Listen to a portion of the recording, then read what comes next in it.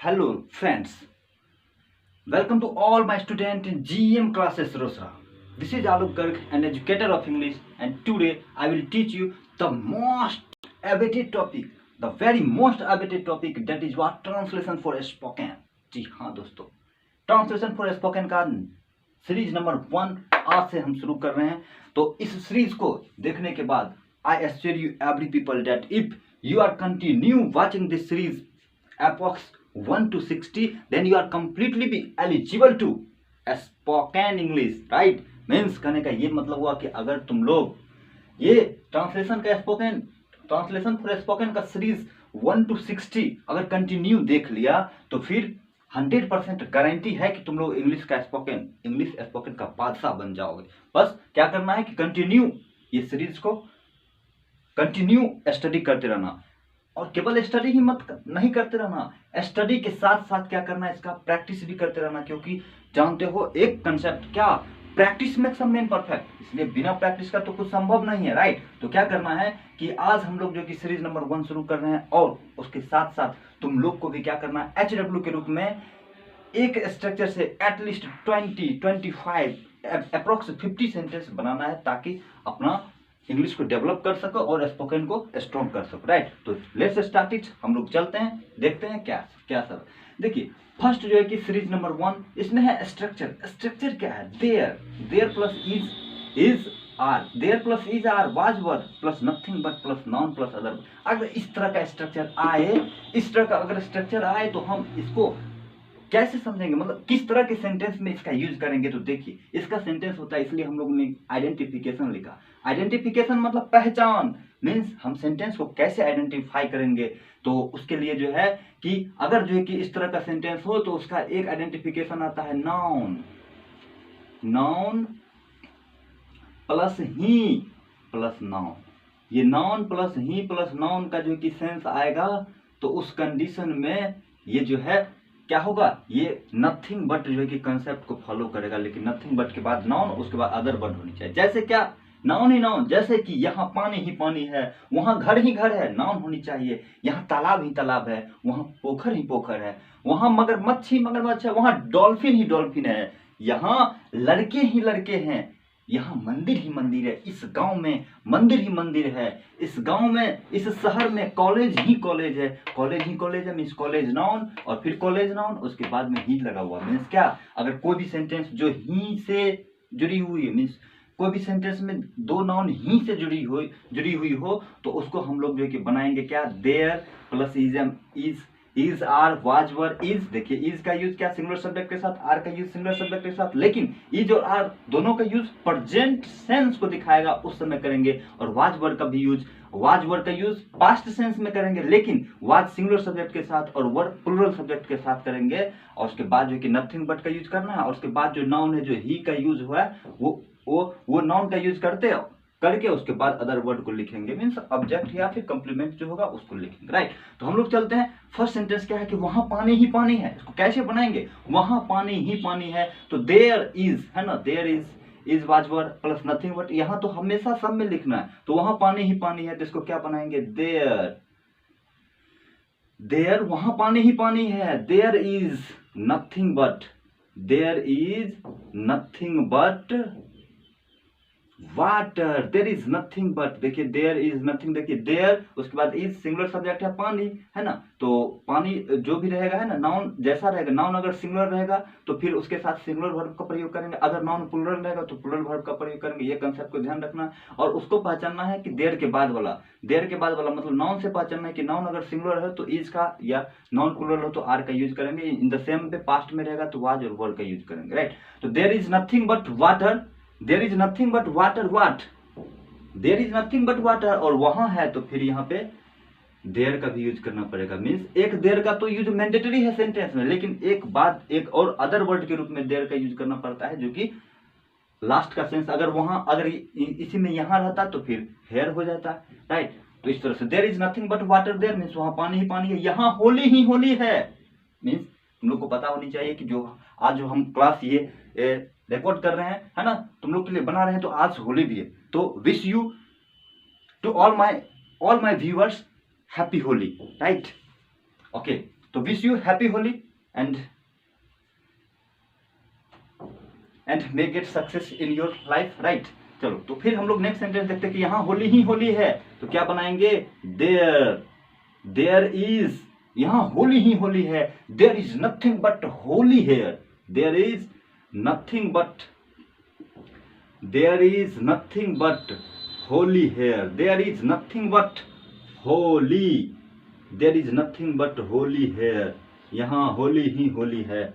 उसके बाद यहाँ नदी ही नदी थी, यहाँ नदी ही नदी थी, तो क्या बनाएंगे, there was nothing but river, यहाँ नदी ही नदी थी, देयर वाज नथिंग बट, यहाँ नदी ही नदी थी, there was nothing but river, there was nothing but river, right. देखिए वाज का यूज जो कि पास्ट सेंस को दे रहा है, और पास्ट सेंस को दे रहा है इसलिए वाज का यूज किए। नदी सिंगुलर सब्जेक्ट था इसलिए वाज का यूज किया। अगर यहीं में प्लूरल सब्जेक्ट रहता कि यहाँ नदियां ही नदियां थी, तो there were nothing but rivers कर देता, वहां रिवर्स होता, राइट। तो इस तरह से सेंस को ध्यान रखना है। यहाँ जंगल ही जंगल थी, यहाँ जंगल ही जंगल थी, तो इसको बनाएंगे देयर, यहाँ जंगल ही जंगल थी, there was nothing but, there was nothing but forest, there was nothing but forest, यहाँ नदियां, यहाँ जंगल ही जंगल थी, there was nothing but forest here, यहाँ जंगल ही जंगल थी। उसके बाद इस शहर में कॉलेज ही कॉलेज हैं, इस शहर में कॉलेज ही कॉलेज हैं, तो इसको कैसे बनाएंगे, देयर इज नथिंग बट, इस शहर में कॉलेज ही कॉलेज हैं, there is nothing but college in this town, in this locality, इस क्षेत्र में कॉलेज ही कॉलेज है, there is nothing but college in this locality, in the same way इस शहर में कॉलेज ही कॉलेज है, there is nothing but college, there is nothing but college, there is nothing but college in this town, right, there is nothing but college in this town। देखिए there is nothing but का तो use हुआ, उसके बाद noun college है, उसके बाद other word में आ गया in this town, राइट। इस तरह से देखना है। उसके बाद फिर है इस गांव में मंदिर ही मंदिर थी, इस गांव में मंदिर ही मंदिर थी, there was nothing but temple in this village, इस गांव में मंदिर ही मंदिर थी, there was nothing but temple in this village, इस गांव में मंदिर ही मंदिर थी, there was nothing but temple in this village। उसके बाद हम लोग चलते हैं कि उस वन में चिड़ियां ही चिड़ियां थी, उस वन में चिड़ियां ही चिड़ियां थी, there were nothing but, देखिए वर का यूज किए, मींस प्लूरल कंसीडर किए, प्लूरल वर्ब कंसीडर किए, तो सब्जेक्ट भी प्लूरल होनी चाहिए, क्योंकि एक इंग्लिश का यूनिवर्सल कंसेप्ट है कि singular subject takes singular verb and plural subject takes plural verb. इस कंसेप्ट के बारे में हम लोग आगे डिस्कस करेंगे जब ग्रामर का टॉपिक पढ़ेंगे, तो सब्जेक्ट वर्ब कंकॉर्ड के बारे में पढ़ेंगे, उसमें कंप्लीटली डिस्कस करेंगे इस चीज को कि singular subject takes singular verb and plural subject takes plural verb. In the same way इसमें भी यही वर्क कर रहा है कि देयर वर है, उसके बाद नथिंग बट, चिड़ियां ही चिड़ियां थी, तो there were nothing but birds, उस वन में there were nothing but birds, there were nothing but birds in that forest, there were nothing but birds in that forest, F-O-R-E-S-T, forest है ना, there were nothing but birds in that forest, मतलब उस वन में चिड़ियां ही चिड़ियां थी, यहाँ लड़के ही लड़के हैं, there are nothing but boys, there are nothing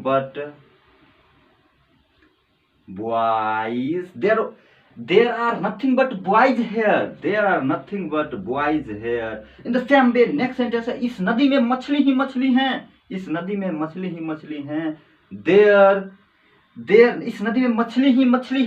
there is nothing but there is nothing but fish in this river.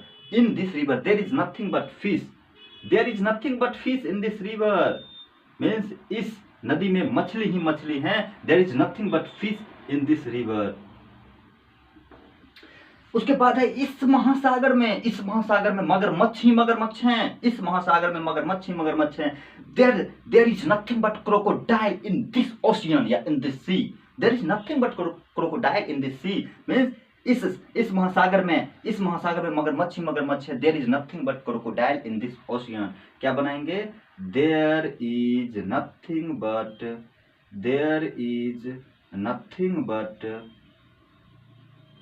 is nothing but crocodile. Crocodile means मगरमच्छ होता है. इसी को घड़ियाल कहते हैं. इसी को मगरमच्छ या घड़ियाल कहते हैं. राइट. तो there is nothing but crocodile in this ocean. इस महासागर में है तो in this ocean. तो इस तरह से जो कि हम लोग का ये सेशन जो कि सीरीज ट्रांसलेशन फॉर स्पोकन का सीरीज नंबर 1 था. इसका आइडेंटिफिकेशन देख लिए, स्ट्रक्चर देख लिए, इस पे एग्जांपल लगभग 10 एग्जांपल हम बना चुके हैं. और अब आप लोग से ये निवेदन की जा रही है, आप लोग से ये रिक्वेस्ट की जा रही है कि अगर आप लोग को ट्रांसलेशन का स्पोकन कंप्लीट करना है तो इस सीरीज को कंटिन्यू देखते रहना, कंटिन्यू वाचिंग करते रहना. और इसके साथ साथ HW में इससे एटलीस्ट एटलीस्ट 30 सेंटेंस को जो कि बना के रखना है. 30 सेंटेंस को बनाना है ताकि 30 सेंटेंस बनाने के बाद इसका कंसेप्ट कंप्लीटली क्लियर हो जाएगा. राइट. तो इस तरह से तुम लोग और भी बहुत सारा बना सकते हो. और कंटिन्यू अभी तो सीरीज 1 शुरू ही किए हैं और कंटिन्यू तमाम तरह के सेंटेंस के बारे में बताते रहेंगे. और इतना बता देंगे कि translation for spoken completely clear हो जाएगा. It's my promise and my promise. So that's all for today and see you again the next session in very energetic and very powerful manner. Right. So at the last I want to request all my viewers that please like, share and subscribe. Please like, share and subscribe my channel. Right. And see you again tomorrow. So